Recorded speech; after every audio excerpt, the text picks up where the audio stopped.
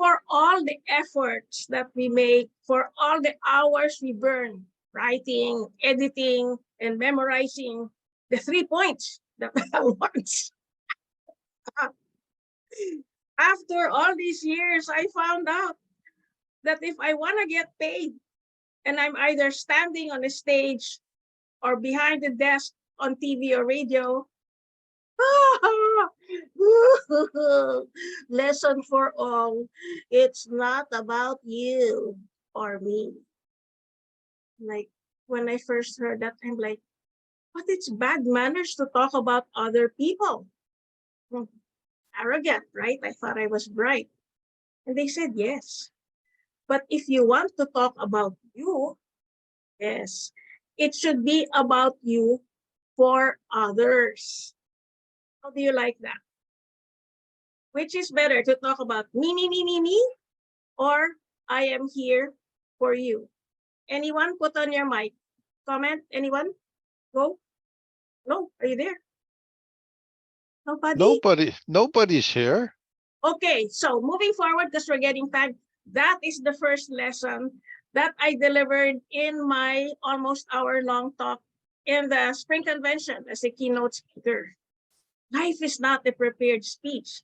It's a series of conversations.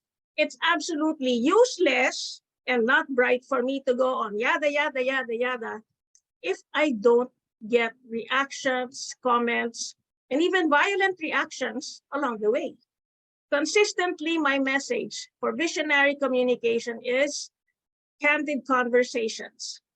That's what life's all about. Because you can go on thinking you're so bright and people go, and they're just being nice because you have a prepared speech, but they're not going to do it. They don't like you. They don't like what you're talking about.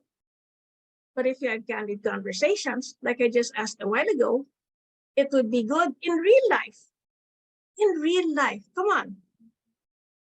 Wouldn't that be so strange for you to be delivering for 16 hours if you sleep for 8 hours prepared speech?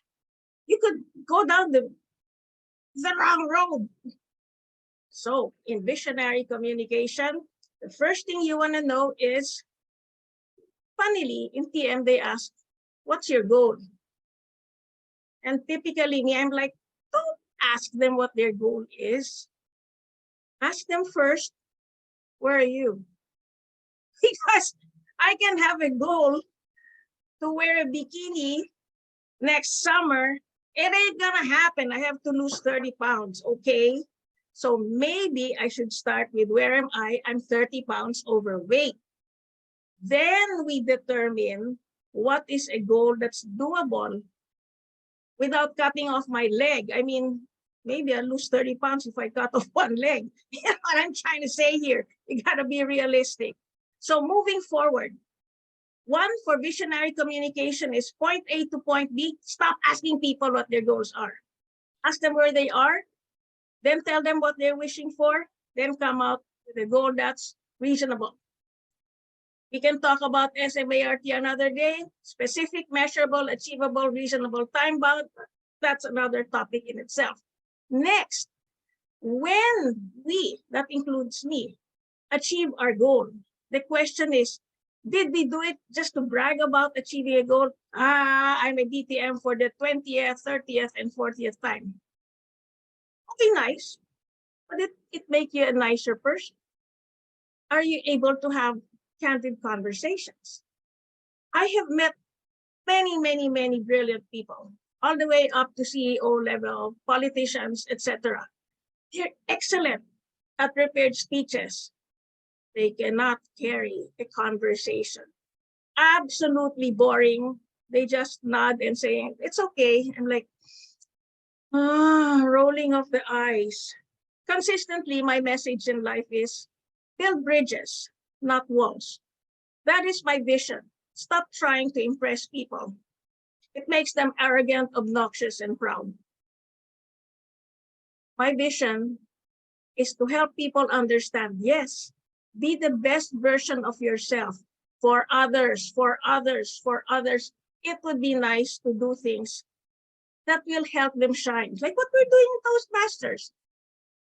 We do what we do. We give speeches. We horse around in table topics. Hal and I even fall in love with the robots. But then we're showing people that it can be fun. Because my slogan, after all, is be entertained as you get informed. Let me ask you, would you rather go to school if you go back in time to a teacher who's just like, or a teacher who lets you learn by having fun? Can anyone turn on the mic? And let's see if you can give a comment. Anyone, would you have fun Well, or torture? People, of course you want fun. there you go. Torture? There you go.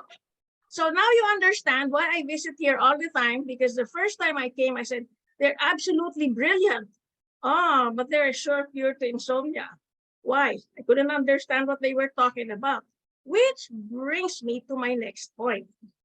If you have to say anything, if you know it's a topic that the other person most likely does not have any interest in, find a way to tweak it, change the words. Use body language, facial expressions, gestures. Maybe you know this. Fix your voice tone. Because if you're just going to talk about statistics and how this is used worldwide today and that everybody should be aware, like, color. How would you like someone to tell you, oh, tell me more, versus tell me more? Look at the face. So let me ask you now, anyone here, what is one vision you have that you think you can make happen? Jim, let's give them a chance here. By December 31, year 2023. Anyone? Just one. It doesn't have to be serious. It can be outright funny. Any? Go. Funny is better. None? My gosh, how can that be? I'm 71 and I'm wackier than you. Come on. Nadine, you know your face is so loud. I know you're thinking and you have an answer. I love Nadine, you know. I can hear her face. What do you want to say, Nadine? If you're hearing her face, she's saying, well, let me tell you 3 things I want to get done. Okay, Nadine, come on, Nadine. You can do this. Like you have your favorite sport. In one phrase, what's your favorite sport? For the others who don't know. The one where you excel in, it's Roller called derby. roller derby. Now, not everybody can relate to that. Give me one sentence that will make them want to ask, Nadine, tell me about roller derby. What is one sentence that you can say? Okay. The best. This is like this the best thing to push all negativity away is hitting other people in sports. Nice one. But I'm going to ask you, after hearing that, I'm going to say, Nadine, am I going to start losing weight if I play that? Remember? Yes. An issue of You losing will. weight. There, if see, the first thing is you have to listen to people's hearts. Don't listen to what they're saying. Listen to their hearts. Listen to their wishes. Listen to their dreams and their pain points. And then craft it. Like, do you know that if you do roller derby, you will lose at least 2 pounds in 6 months? Really? Then you say, well, you have to play it, don't just talk about it. You know what I'm saying? So the whole point is to do 3 things, Hal. Connect, connect, and connect. Build bridges all the time. Now, what is the point of visionary communication? It's not about you. It should be consistently helping each person in the room. Like Reggie can tell me, yes, you're in a third world country and you would certainly benefit from using the kind of a car that I'm talking about. Would you want to give me a call? Here's my number. Things like that. Because Reggie, I was like, wow, I wonder we're going to have something like that in our country. Next, which is very important, please write this down. I've discussed this before, but in case you forgot, I will repeat it again for the second time once more, this time with feeling over and over again. Yes. Yes. Are you visual? Are you auditory? Or are you kinesthetic? The person or the people you're talking to, are they visual, auditory, or kinesthetic? What does that mean? Visual would be dress designers, hairstylists, painters, tech people who do images. Auditory would be broadcasters, public speakers, trainer. Kinesthetic would be, of course, Nadine. Kinesthetic is people who do as they say as they do. Here, it's the name of my show, Show and Tell.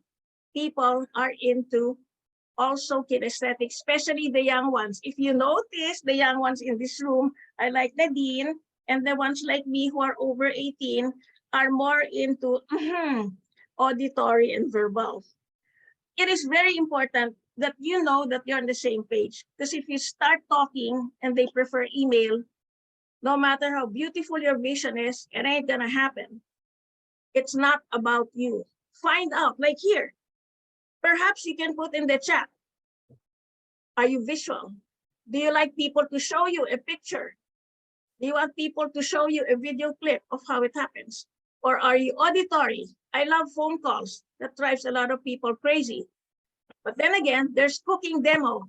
Talk to Jim and then ask him for the food after, right? Jim is show and tell. He'll give you cooking demo and send us to your food truck, Jim. You have to build a bridge made up of the correct what? What is the bridge made of? Is it made of visual communication, auditory communication, or kinesthetic communication? I am not the be-all, end-all, and I don't want to be a know-it-all. But to make, or maybe not but, and to make your vision happen together, because you can't do it alone.